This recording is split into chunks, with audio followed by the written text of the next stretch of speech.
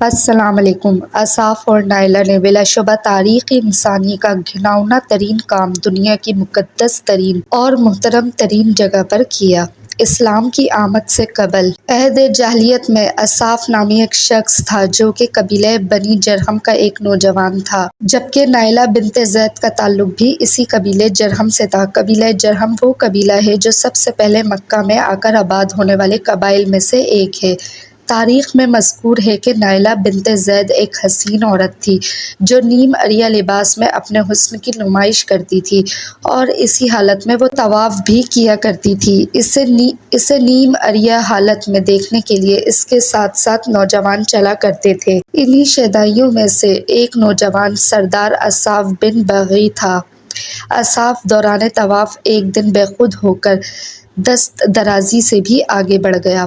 تاریخ عرب میں ذکر ہے کہ ایک بار نائلہ اور اصاف اس حالت میں خانہ کعبہ کی حدود میں داخل ہوئے کہ وہاں کوئی اور آدمی موجود نہیں تھا۔ اس تنہائی کا فائدہ اٹھاتے ہوئے وہ دونوں بہک گئے اور خانہ خدا میں بدفعلی کا ارتکاب کیا۔ حرمت کعبہ کو یوں پامال کرنے پر ان دونوں پر اللہ کا فوری قہر نازل ہوا اور وہ دونوں پتھر کے ہو گئے۔ خواتین و حضرات، عہد جاہلیت میں لوگوں کی ذہنی گراوٹ کا اندازہ اس بات سے آپ لگا سکتے ہیں کہ بنی جرہم کے لوگ جو شراب پیے ہوئے اور بدمست ہوتے تھے، کعبے کی اس بے حرمتی کرنے والے لوگوں کی داستان عشق کو داستان فخر کے طور پر بیان کرنے لگے۔ مشرکین مکہ نے خانہ کعبہ کی آرائش و زیبائش بھی شروع کی۔ کعبے کی دیواروں پر عمارت کے اندر قسم قسم کی تصویریں اور بت بنائے گئے جن میں فرشتے بھی تھے اور مختلف انبیاء کے ساتھ ساتھ حضرت ابراہیم علیہ السلام اور حضرت اسماعیل علیہ السلام کی بھی تصویریں بنائی گئیں۔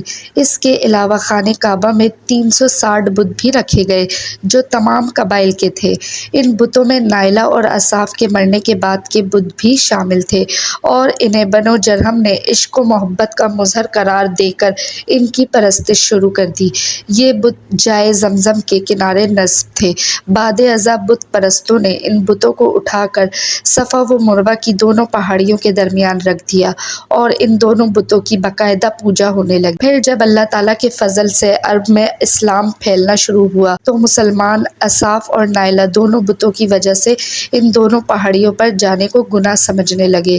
اس وقت اللہ تعالیٰ نے قرآن مجید میں یہ حکم نازل فرمایا کہ صفا و مروہ کے طواف اور دونوں کی زیارت میں کوئی حرج اور گناہ نہیں ہے، بلکہ حج اور عمرہ دونوں عبادتوں میں صفا و مروہ کی سعی کو لازم قرار دیا گیا۔ فتح مکہ کے روز حضور اکرم صلی اللہ علیہ وآلہ وسلم نے ان دونوں پہاڑیوں پر سے اصاف اور نائلہ دونوں بتوں کو توڑ پھوڑ کر نیست و نابود کر دیا اور ان دونوں پہاڑیوں کو حسب دستور سابق مقدس و معظم قرار دے کر ان دونوں کا طواف حج و عمرہ میں ضروری قرار دے دیا۔ انسانی شکل کے ان دو بتوں کے علاوہ حضور صلی اللہ علیہ وآلہ وسلم نے فتح مکہ کے موقع پر تمام تر بت بھی گرا دیے۔ رسول اکرم اس فتح کی تکمیل کے بعد کعبے میں داخل ہوئے اور طواف کے بعد اپنی کمان سے وہاں موجود بتوں کو نشانہ بنانے لگے۔ اس موقع پر اصاف و نائلہ کے بتوں کے علاوہ جن بتوں کو توڑا گیا ان میں حبل، عزا، لات و منات اور دیگر کئی بت شامل تھے جن کی تعداد لگ بھگ 360 تھی۔ حبل مشرکین مکہ کے سب سے اہم ترین بتوں میں سے ایک تھا۔ دراصل یہ اہل شام کا دیوتا تھا جس کے معنی طاقتور کے ہیں، جسے عربوں نے حبل کا نام دیا۔ یہ بت قریش مکہ کو انسانی مورت کی شکل میں ملا جو سرخ عقیق سے تراشا ہوا تھا۔ حبل خاص خانہ کعبہ کی چھت پر نصب تھا۔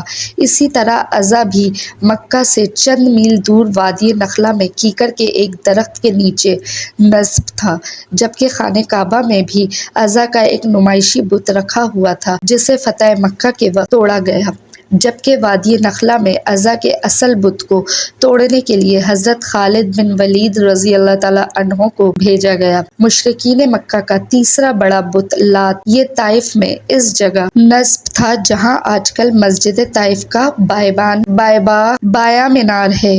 دراصل یہ ایک شخص کا جو حاجیوں کو ستو گھول کر پلایا کرتا تھا، بعد میں جس کی پوجا شروع ہو گئی۔ قریش رات سونے سے پہلے عزا اور لات کی پوجا پاٹ کرتے تھے اور قسم بھی انہی دو بتوں کی کھایا کرتے تھے۔ اس کے علاوہ جو چوتھا بڑا بت توڑا گیا وہ منات کے نام سے مشہور تھا، جو عرب کا سب سے قدیم ترین بت تھا۔ اس بت کو بھی نبی کریم کے حکم پر فتح مکہ کے لیے جاتے ہوئے حضرت علی رضی اللہ تعالیٰ عنہ نے منہدم کر دیا تھا۔ اللہ پاک ہم سب کا خاتمہ ایمان پر کرے، آمین۔